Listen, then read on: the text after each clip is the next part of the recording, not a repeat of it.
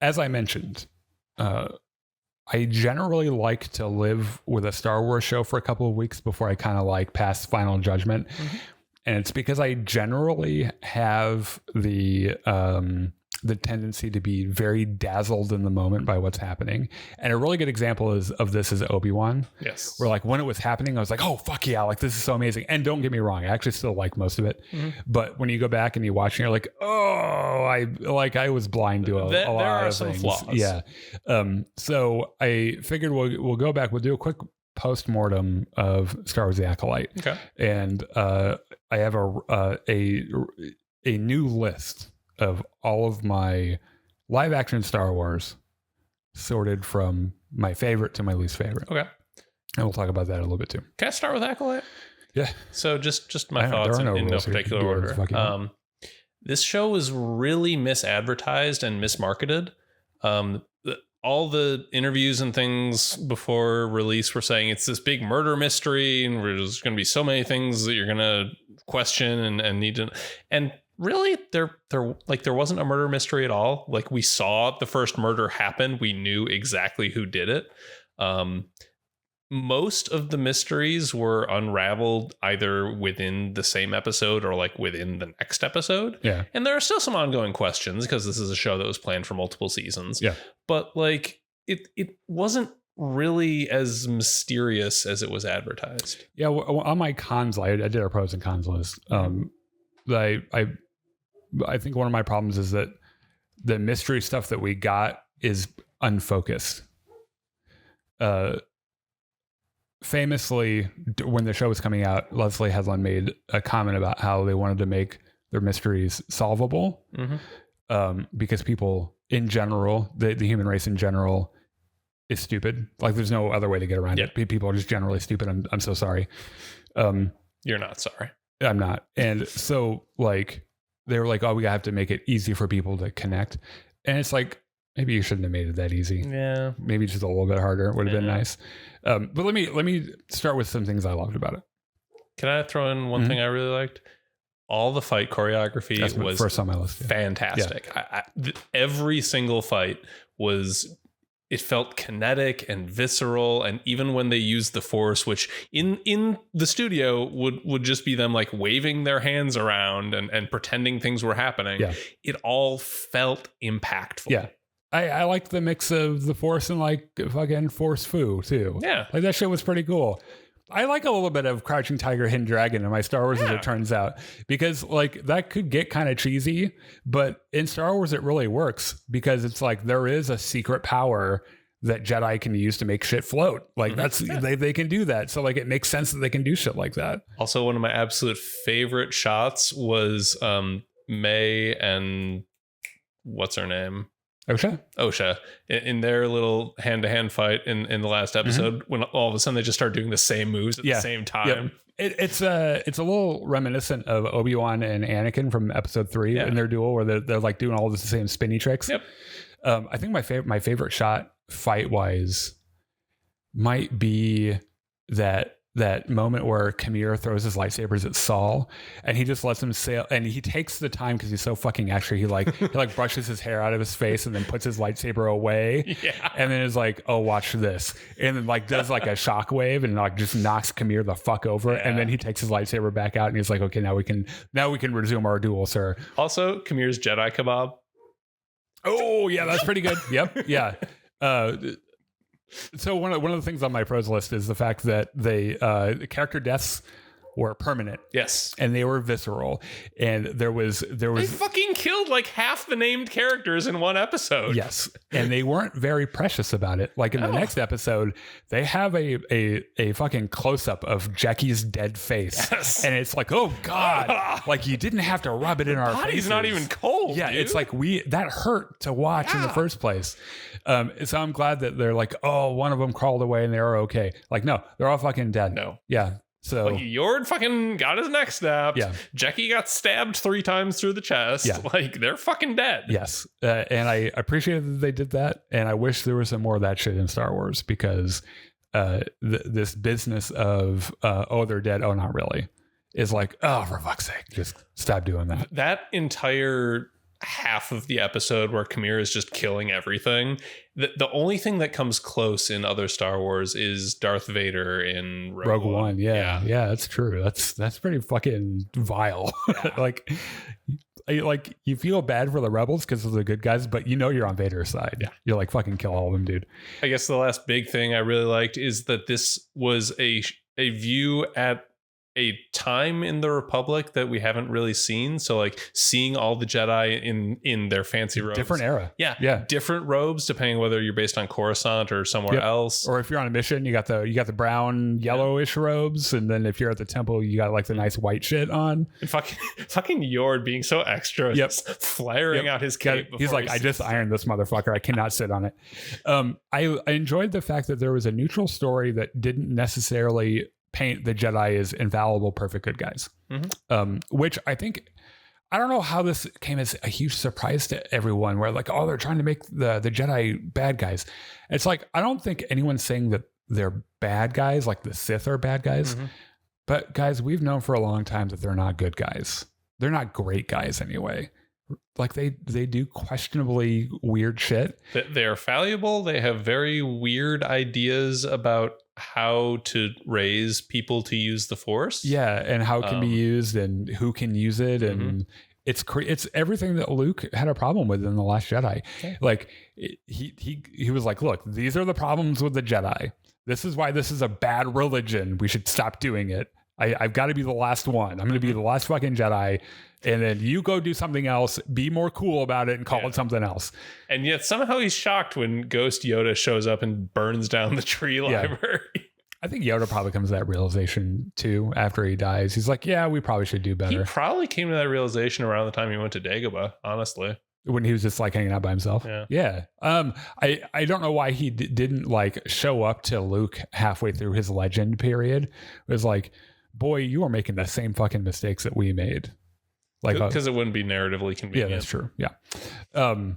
Lee Jung-jae is the best part of the show. And I'm saying that as I would say that the show has a lot of really good parts. I liked Amanda Stenberg's performance. Yep. Yeah. I thought Daphne Keane was great. I thought Charlie Barnett was really cool. Manny Jacinto? Yeah. The fact that I'm willing to say that Lee Jung-jae was better than Manny Jacinto is pretty telling, because I still look at shirtless pictures of him from that show every day just to make sure I haven't forgotten them. There was something about the duality that he played, the fact that he was so flawed, but he still brought so much warmth to a character. The combination of Soul as written as the character on the script and the way Lee Jung-jae played him, like that. The dude learned English for that role. Yeah. That's like, and he did a good job. And he killed it. Yeah. Squid Game 2 is going to be coming out pretty soon, by the way. Okay. I'll have to watch it now because I really like him. Yeah. Like, I watched Squid Game when it came out because it was the pandemic and there was nothing else to do. I'd already watched Tiger King, I think. And so I was like, oh, fuck it. There's nothing else to do. I've already watched the whole Marvel Cinematic Universe twice. And so like, now that I know, like now that I've seen him in more stuff, I'll probably be like, yeah, I'm going to watch that. I liked them expanding the Force lore in weird ways. And it makes sense because if you're in a universe with trillions of sentient beings, you know that there are going to be a bunch of Force users that just do weird shit. You're talking about the witches or anyone, right? And yeah, you're going to have a coven of witches that do green magic and like the Night Sisters and make lesbian space babies. Yeah, or you're right. Or you're going to have like witches who have a little choir and they do a little stupid song and everything. Like that shit it's such a huge universe, random weird shit like that's going to happen all over the fucking place, right? And I liked that, and I also liked that they're fleshing out. One of the criticisms that I saw, usually from bad faith actors, was that Anakin's whole deal was somehow lessened because Osha and May were created with the Force or whatever. And it's like, that Like no one showed up and was like, oh, Anakin's not the chosen one, they are. Because that's like in their head what they thought happened. And it's like, that's not what happened. No. Like you understand that Plagueis had to have learned, or someone had to have learned how to do this from somewhere. So it probably happened somewhere in the universe at some point, right? Mm-hmm. So I don't think it even really had that much of an effect on the whole Anakin legend, except for, oh, this is a weird thing that you can do with the Force. Like this is this is shit that's possible. Speaking of the witches and their chorus, the music in this show, that's on my list. Really, really good. Yeah, I like the music a whole bunch. And then this hint at like this more sinister thing happening that no one that survives, because most of them are dead. Yes. No one that survives, which is basically just Vernestra, I guess, and fucking Osha and May. And Osha is like, or May is like, May doesn't remember anything. Is cognitively an 8-year-old. Yeah. No one has the complete picture. Kamir doesn't have the complete picture, right? Mm-hmm. But somebody does, and it's probably Plagueis. Yeah. And that's the one thing going forward when they make another season, because I think they will, that they're gonna like delve into. They're gonna look at the shit that people universally were like, oh, that was pretty cool, and be like, oh, we'll do more of that. Though I know from interviews that like there's a bunch of shit that they're like, oh yeah, we've got a bunch of shit ready to go. Just like the fact that there's the virgins that they were talking about on Brendock. Mm-hmm. We knew in the show it wasn't the girls, that it was something there in that location. Yeah. And Leslie Headland's like, you don't wonder what that fucking thing is, because we know what it is. Mm-hmm. It's like, yeah, actually, I would like to learn more about that. The episode length and organization of the episodes was a problem for me, a huge problem. Not the conceptual foundation of the episodes. Those were fucking great. The fact that there was like a Matrix fucking episode. They did a Predator episode. Mm-hmm. There was a fucking Rashomon. Yeah, like that. Like they had a bunch of clear inspiration for how they wanted to like do the filmmaking of it, and they wore it on their sleeves. Yeah. And it was like, that works well in Star Wars. Yeah. When you do a gunslinger Star Wars, that's fucking cool, right? Because Star Wars wasn't necessarily its own genre when it came out anyway. It was a space opera, and they'd done space operas before. So like it makes sense that you can do different kind of cinematic styles within Star Wars and have it like how Rogue One is it's a fucking World War II movie, pretty much, and that works really well. The episode lengths were destructive to what they were trying to do and the story they were trying to tell. I think it's one of the reasons why the mystery thing didn't make a lot of sense to us, because they had to tell an entire story in 25 minutes with 25-minute episodes. When you take out the previously on and the fucking credits and shit, it's 28-minute episodes usually. Yeah, it's that works for fucking Bad Batch. That works for Clone Wars. That doesn't work for this kind of story. And it needed to have been more of an Andor style, longer episode. Tell the fucking story and do it in however many episodes you need. Yeah. There are 2 episodes in the middle. Like the one episode everyone loved, and the episode before that should have been the same fucking episode. They very clearly split it. Yeah. And it's just like, stop trying to get one more month of Disney Plus subscriptions out of people and just tell a good fucking story. I talked about the mystery plot being a little unfocused. I think they'll probably try to keep a mystery thing going as we go along. I hope they tighten it up a little bit. And that's a writing thing, right? Kamir reveal also was telegraphed from his very first appearance. The second he started like making the poison, and he's basically reciting the Sith code as he's doing. You're like, he's a bad guy. Yeah. Yeah.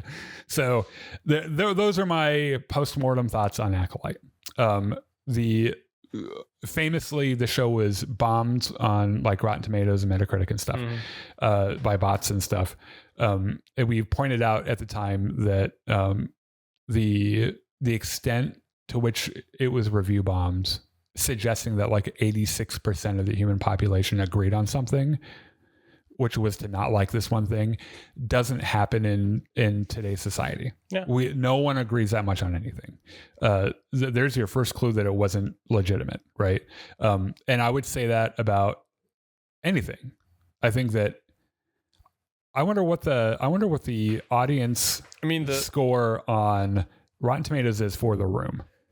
The most obvious giveaway of that was that so many of those negative reviews were in before the show had even yet aired, and they all have exactly that. So The Room, which I think is probably a good example of one of the worst movies ever made, objectively. Yeah, 47% on Rotten Tomatoes audience score, right? The Room, I feel like, is a little bit different because there is a population of people who like it ironically. They like it because it is bad, right? And they're entertained by that. Yeah, but that's what I'm saying. You will find populations of people who will where bad things will have a cult following. Nothing gets that low of a score because like there are weird people that like shit like that, and there are more of them than you think, right? Yeah. So like this idea that like 12%, only 12% of people liked it is statistically absurd, and we know it is, right? I think it's probably closer to how I felt about it, which is like it's pretty mid, right? And I'm probably a little bit better than mid, actually. I liked it. Yeah, I liked it too, but it didn't blow my face off. I wanted it to, but it wasn't my least favorite one either. It was pretty predictable. There were things in it that I really liked, and I enjoyed it. I'll watch it again because I like it, right? But it's not like Andor where like when I watch it, there are parts of Andor I watch where even though I've seen that show twice, I still cry when I watch it. Because like there are just some powerful fucking things in that show. And so I think that in reality, it's probably just like everything else right now, where when you poll humans on what they like about or on a thing they like, it's about 50-50. No. Everything is 50-50, right? It's just like we have drawn this stark line down the middle where half of everyone has the one thing, half of everyone has the opposite thing. And that's the world we live in now.